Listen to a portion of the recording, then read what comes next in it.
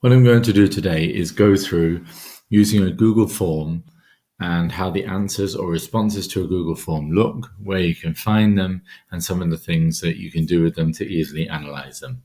So this was a Google form that I made that was a reading assessment within my school for the children in the class. So there were 19 children. So I made the questions. So these are the questions that were made. And what I did is I click on the responses.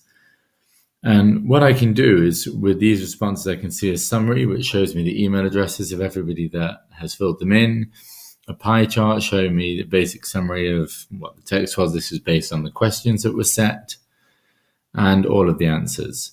So it's not necessarily easy to read that way. I could also look through individual if I wanted to. But one of the best things about Google Forms is that it's actually linked to Google Sheets.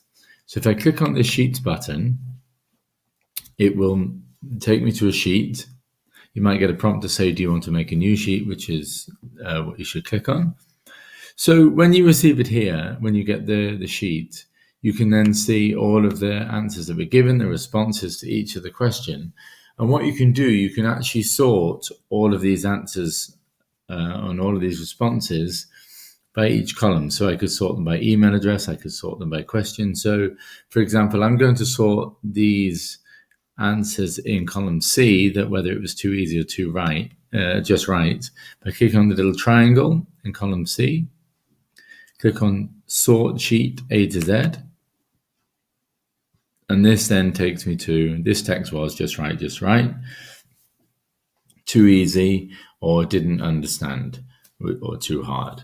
So it's a really easy way to go through, collate the data, filter it, and look through it like that. I could also, if I wanted to, sort through email address. So I might want to click on the triangle again and sort sheet A to Z, which then sorts it alphabetically based on their email address. So another good way to actually sort the data, to look through it easily.